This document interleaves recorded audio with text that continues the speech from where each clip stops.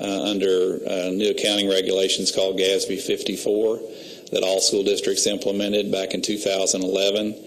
Those funds were placed there with board approval to be set aside for specific budgeted expenditures, and those funds had already been moved, and so they were not counted in the available funds, is what caused the original understatement in the budget.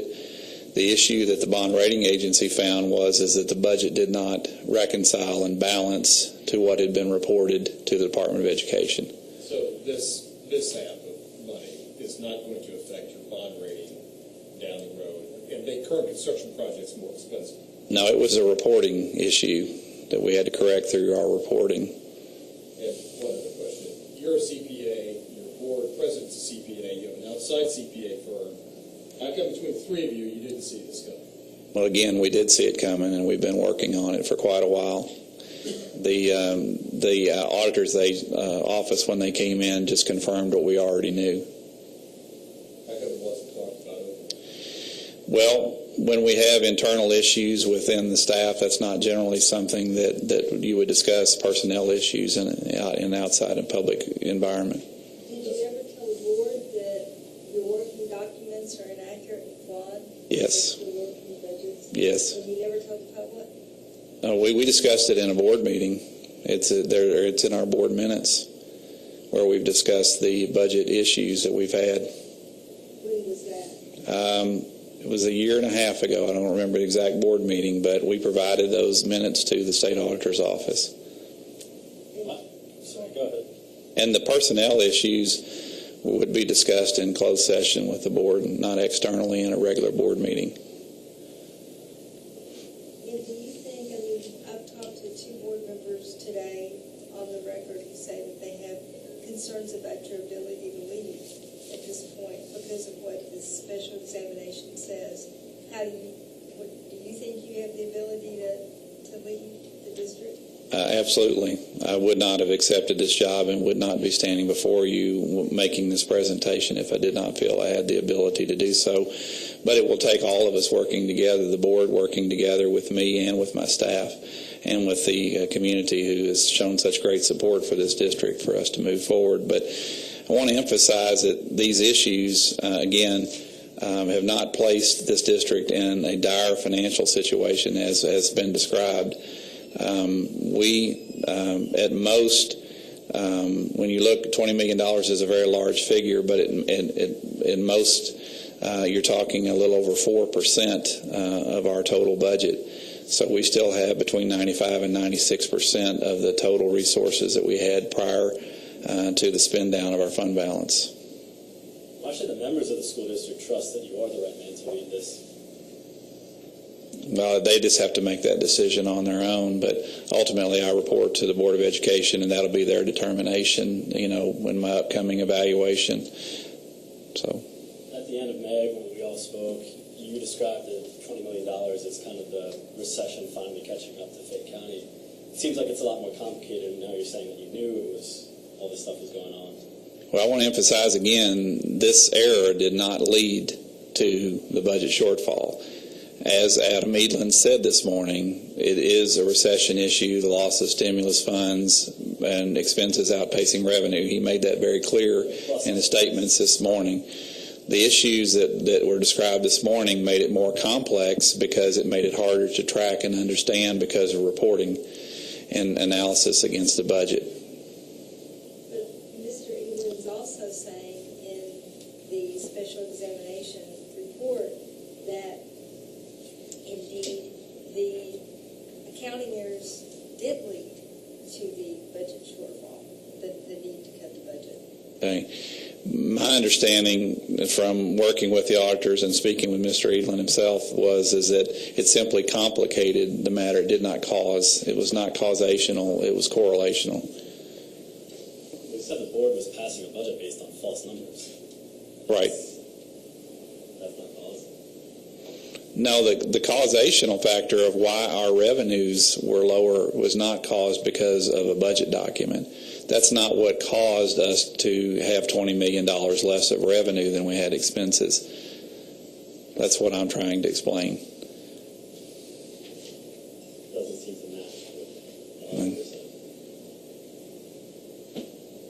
Any other questions?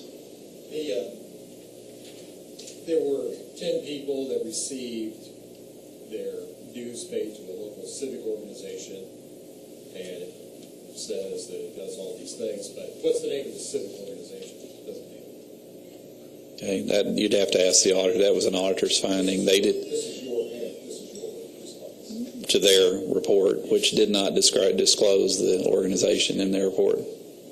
Right. Their report to me did not disclose the organization's name. The report said that you violated procurement policies. Is that something that you realized, and at what point did you realize that once this report came out, or because I saw in your response that you're agreeing with that and you're changing the policies?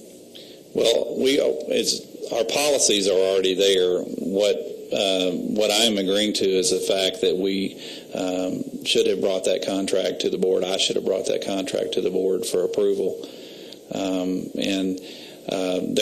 We did follow the procurement policies as far as evaluating the vendor as a sole source, which was done and completed.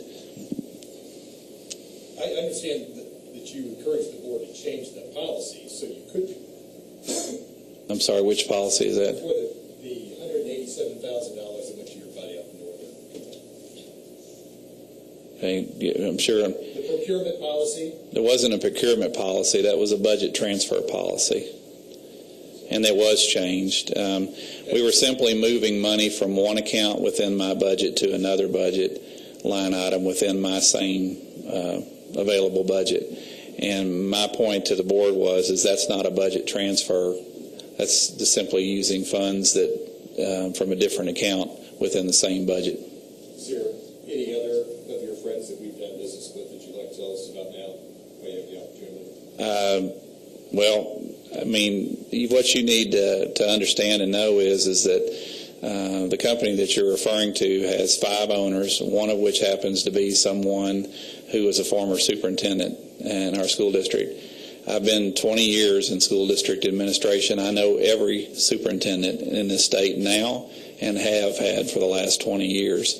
So unless some other agency, doesn't employ former superintendents, or some other company does not have, former superintendents or administrators in it, there is a likelihood that I would probably know somebody else in another organization.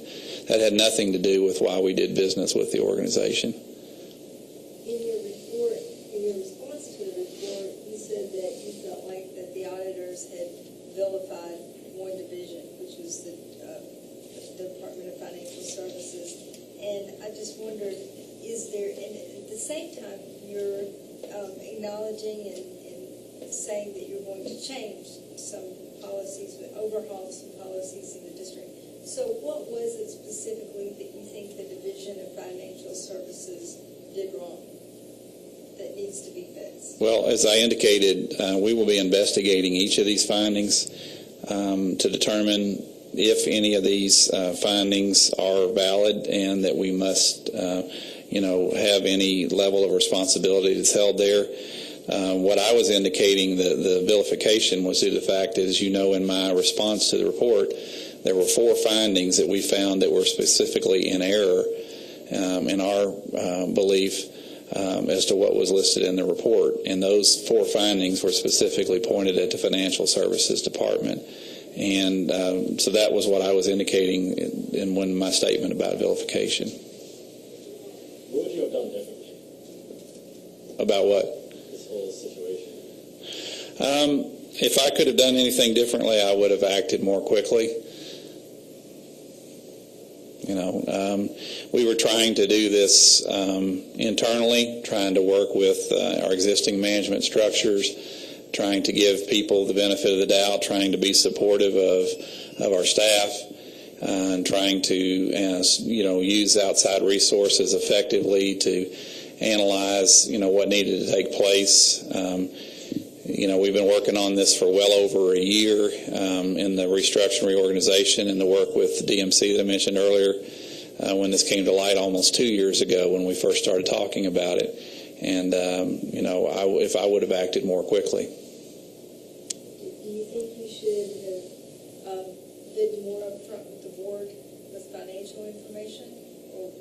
I certainly feel like that I can always improve my communication to the board, and I need to do so, and that was pointed out in the auditor's report, and we will work to do so. Are you surprised by the negativity from the public about all of this and their concern and just being a part of all of this and being so in tune to it? I think any time that we look at a public entity that is, funded by our taxpayers, and you find any type of issues or concerns such as these, it's expected for people to feel that way, and it's up to us to make sure that it's dealt with to restore trust in our organization and to make sure that these issues don't keep us from our mission and purpose. Mr. Jackson has repaid the district for his superintendent certification. Correct. What about the others that have received their certification? Were those also paid for, and have they made these same arrangements with the district? The other certifications that were paid for are specifically approved and have been part of our ongoing procedures and practices. And what the auditor's report is asking us to look at which ones that we do approve and which ones that we do pay for, and to be more clear in our policy. That one, the superintendent certification, was not clear in our policy that one should be paid for, and so that's why Mr. Jackson voluntarily made a decision to pay that one back since it was at question. Who is offered to go to the GAP school programs that are offered over there? Is it open to everybody in the district, or is it just? It's job specific. Do you know how many people have attended those classes? No, but I can get you that information. I don't have that. I know it's a large number in our district because there's a lot of people that can use that training. It's a very solid and sound training that school districts across the state use. I ask you that because we filed an open records request, and we were told that the district didn't keep track of that number. It wasn't real. Well, it's because that schools can send staff to this. Different departments can send staff to this. I mean, it's not within their own PD funds and within their own budget. So, but I mean, we would have to compile the list and numbers, but we can work to do that. And I ask you this because it relates to transparency, which seems to be another issue inside of this report. What are you going to do to increase your transparency with us? Right. Can you be a little more specific? I mean, transparency is a very broad term, and I'm just wanting to understand your question more fully. Well, when I file an open records request for certain information, and I'm told it doesn't exist, but then I see in your handwriting that the numbers are right here. Well, as you know, through an open records request, we submit information that is in a readily available format that we track on a regular basis. In whatever system that we have and maintain it. But again, we can certainly go back and look deeper within information and find more information if it means actually surveying our employees or digging through files to find it. But an open records request, generally means we file what is available